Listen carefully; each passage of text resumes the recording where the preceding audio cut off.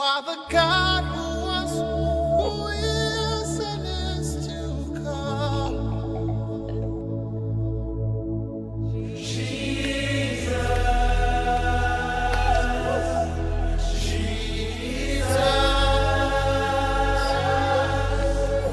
And in you I trust. My life is in your hands, Jesus.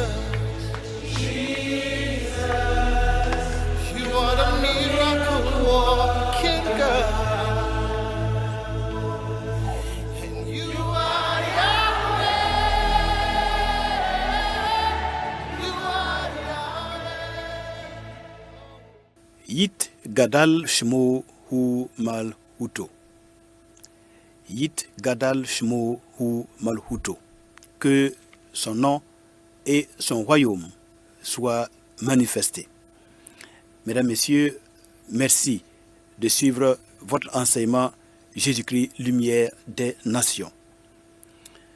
C'est un plaisir pour moi de présenter un sujet souvent abordé dans nos causeries, c'est le thème de l'Armageddon. Armageddon.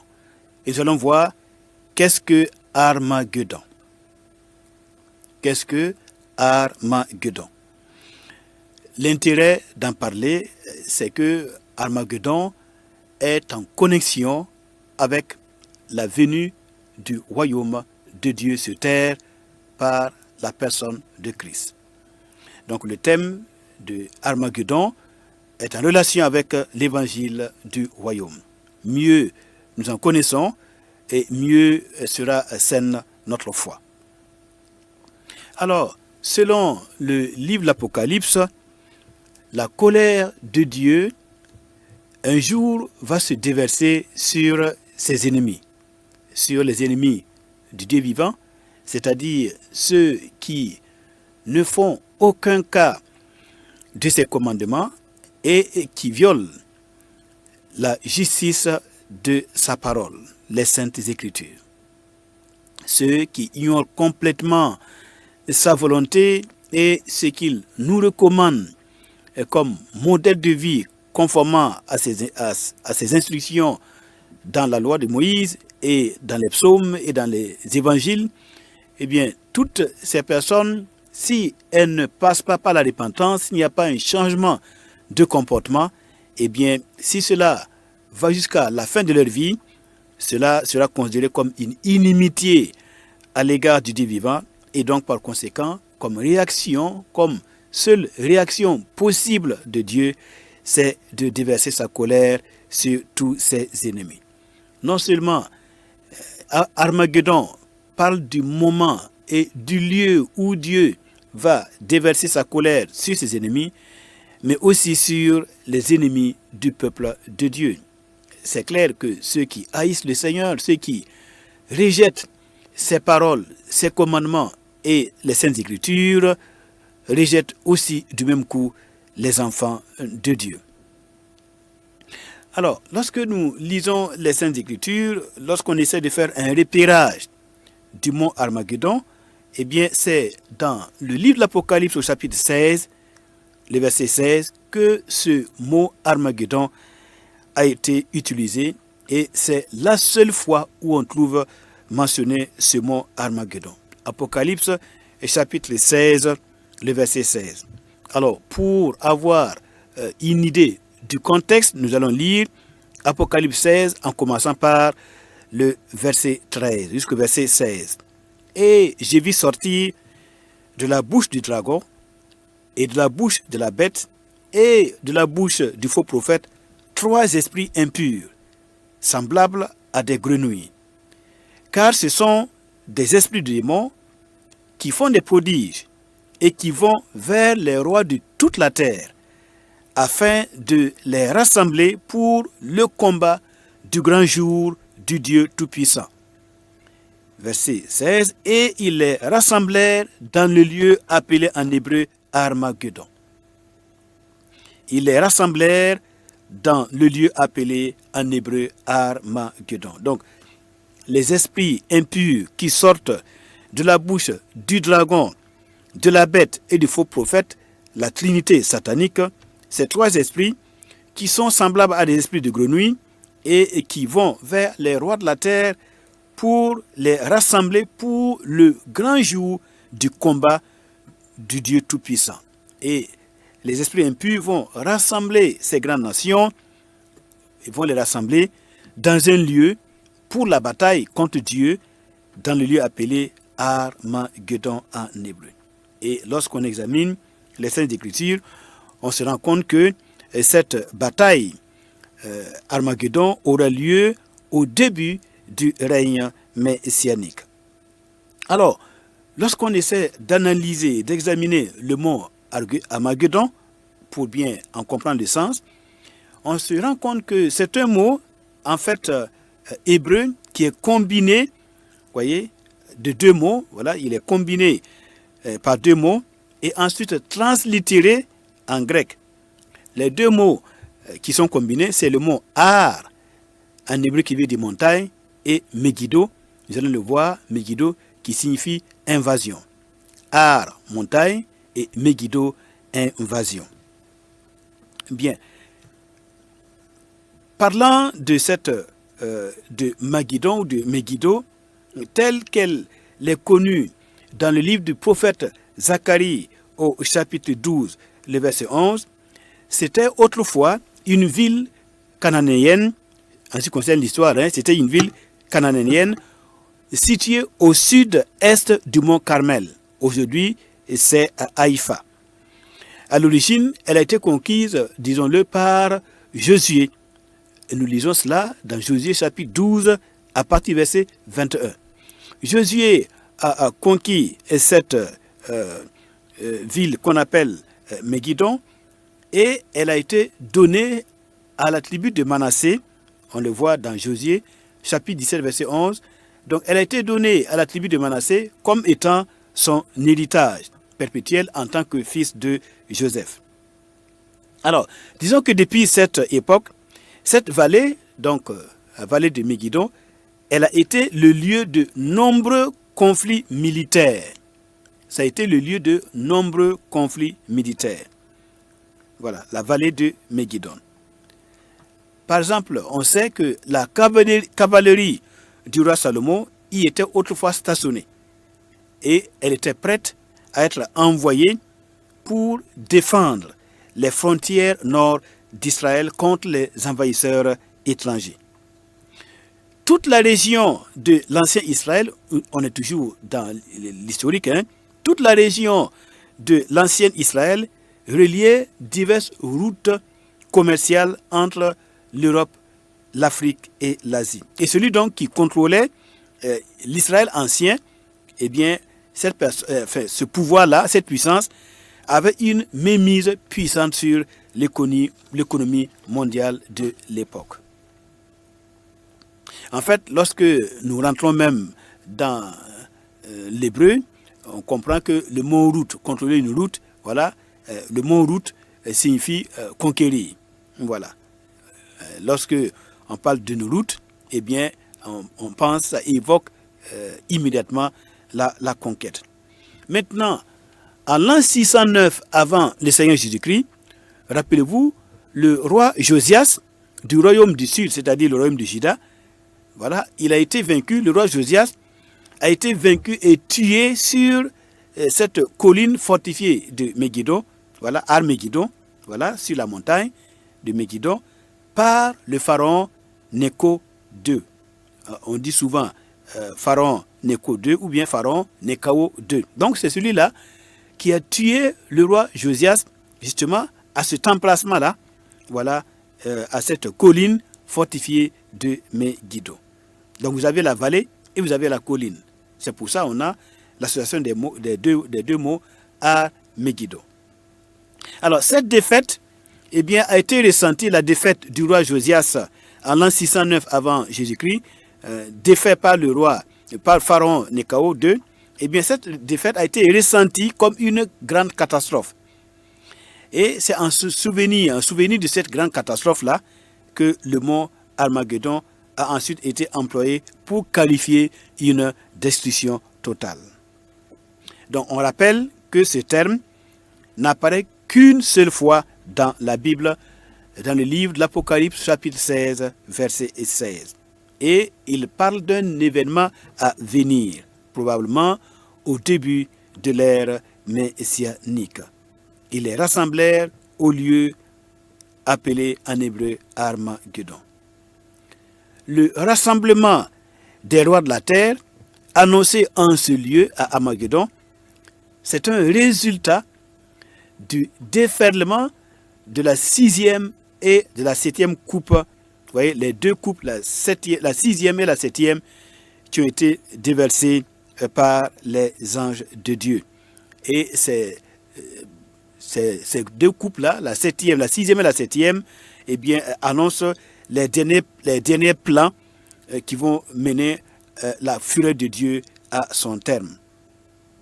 Alors, l'image qui se trouve derrière Armageddon dans le livre de l'Apocalypse, eh bien, c'est que cette image-là, c'est ce lieu qui préfigure le moment où les rois païens du monde, représentés à l'époque par l'Empire romain, vous voyez, donc le lieu où les rois païens de ce monde seront vaincus par le Dieu d'Israël à travers son Christ qui est juif. Par ce jugement de Dieu, le grand empire romain à l'époque et tous les empires ultérieurs du peuple de Dieu ne seront plus. Donc il y aura un jugement, il y aura une bataille à Armageddon, voyez, et cette bataille annonce que Dieu va définitivement déverser ses plaies, les grandes plaies du jugement sur ses ennemis et sur les ennemis du peuple de Dieu. Et donc, ce sera une victoire totale de Dieu sur les puissances et les pouvoirs hostiles. En lisant dans Zacharie au chapitre 13, verset 8 et verset 9, il est écrit, eh bien, là, l'Écriture décrit la souffrance causée par Gog et Magog au peuple de Dieu. Gog, c'est le prince. Voilà, c'est le prince de l'extrême nord. Magog, c'est son peuple. Et l'Écriture prévoit que dans tous les pays, dit l'Éternel, les 2 tiers d'Israël seront exterminés. Les 2 tiers vont périr. Et il y a un seul tiers qui va rester.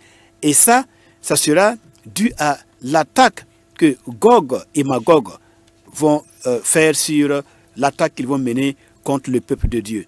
Et il est dit, je mettrai ce tiers dans le feu, donc un tiers va rester, les 2 tiers seront exterminés par Gog et Magog. Maintenant Dieu dit, je mettrai ce tiers dans le feu et je le purifierai comme on purifie l'argent. Je l'éprouverai comme on éprouve l'or, il invoquera mon nom et je l'exaucerai. Je dirai, c'est mon peuple, et il dira, l'Éternel est mon Dieu. De même en lisant dans Ésaïe chapitre 1, versets 7 à 9, on voit que Gog et Magog, voilà, en prélude à la bataille d'Armageddon, Gog et Magog vont dévaster le pays d'Israël, donc le peuple de Dieu. Ésaïe chapitre 1, verset 7 au verset 9. Votre pays est dévasté, vos villes sont consumées par le feu, des étrangers dévorent vos campagnes sous vos yeux. Ils ravagent et détruisent comme des barbares. Et la fille de Sion, c'est-à-dire Jérusalem, et la fille de Sion est restée comme une cabane dans une ville, comme une hutte dans un champ de concombres, comme une ville épargnée. Si l'Éternel des armées ne nous eût conservé un faible reste, nous serions comme Sodome, nous ressemblerions à Gomorrhe. Donc on voit bien, les ennemis du peuple de Dieu, les ennemis de Dieu et de son peuple, voilà, qui dans les temps à venir vont ravager le pays de l'Éternel, le pays d'Emmanuel, ce qui va justifier qu'un jour, eh bien, ils seront rassemblés à ce lieu unique appelé Armageddon pour la bataille du grand Dieu vivant contre ses ennemis. Romains chapitre 16, verset 20 en parle aussi de manière voilée en disant « Le Dieu de paix écrasera bientôt Satan sous vos pieds ». Il faut comprendre que là, à l'époque où l'épître aux Romains était écrite, il n'était pas possible de nommer l'empereur, donc le César qui était au pouvoir et qui persécutait à mort le peuple de Dieu. Et donc, pour cacher le nom de César, l'Écriture dit, le Dieu de paix écrasera bientôt Satan. C'est pas le diable en tant que Satan, mais c'est pour dire, en fait, que le Dieu de paix écrasera bientôt l'empire romain sous vos pieds. Parce que cette parole avait été dite pour encourager le peuple de Dieu qui passait par la grande persécution. Et on se rappelle de combien les Césars ont tué, ils ont décapité, voyez, ils ont crucifié les serviteurs du Seigneur, les membres de la première église et de la seconde église. Donc le Dieu de paix va écraser l'empire romain, voilà, qui est ici symbolisé par Satan, pour ne pas avoir à nommer le César, parce que l'église passait par la souffrance et il ne fallait pas augmenter la douleur en nommant César comme étant celui qui va être écrasé. Que la grâce du Seigneur Jésus-Christ soit avec vous. Maintenant, en lisant dans Ézéchiel 38 et 39, à propos de Gog et Magog, on voit que la grande bataille de Dieu contre ses ennemis à Armageddon est bien décrite. Voilà, dans Ézéchiel 38, Ézéchiel 39, si vous ajoutez Zacharie 14, vous verrez la grande bataille de Dieu contre ses ennemis à Armageddon. Ce dont Apocalypse chapitre 16 aussi parle. Ce sont les mêmes événements. Gog et Magog qui seront rassemblés, voilà, sujet des prophéties de Ézéchiel chapitre 38, chapitre 39 et de Zacharie chapitre 14, et voilà, cette bataille aura lieu sous l'inspiration des esprits impurs, voilà, qui sortent la trinité satanique et qui ont pour but de s'opposer au roi des rois, au Seigneur des seigneurs. Et donc là, ça sera la bataille du Dieu vivant contre les forces obscures, contre les forces sataniques opposées à son règne. Et maintenant, on peut comprendre aussi que Armageddon peut signifier, c'est le symbole du lieu ou du jour où il y aura la bataille entre le bien et le mal, tout simplement cela. En lisant dans Zacharie chapitre 14, il est dit, voici le jour de l'Éternel arrive, donc le jour de la bataille, le jour d'Armageddon arrive, et tes dépouilles seront partagées au milieu de toi. Je rassemblerai toutes les nations pour qu'elles attaquent Jérusalem. Donc on voit qui va ordonner la bataille d'Armageddon. Eh bien, Dieu lui-même sera impliqué pour rassembler les nations à Armageddon pour qu'elles attaquent Jérusalem. Je rassemblerai toutes les nations pour qu'elles attaquent Jérusalem. La ville sera prise, les maisons seront pillées et les femmes violées. La moitié de la ville ira en captivité, mais le reste du peuple ne sera pas exterminé de la ville. L'Éternel paraîtra et il combattra ces nations comme il combat au jour de la bataille. L'Éternel paraîtra et il combattra ces nations comme il combat au jour de la bataille. Donc le Dieu vivant, à la fin des temps, pour se venger de tous ses ennemis et de tous les ennemis de son peuple, eh bien, il va rassembler toutes les nations qui vont attaquer Jérusalem. Et là, ça sera l'occasion pour l'Éternel de paraître et de combattre ces nations comme il combat au jour de la bataille.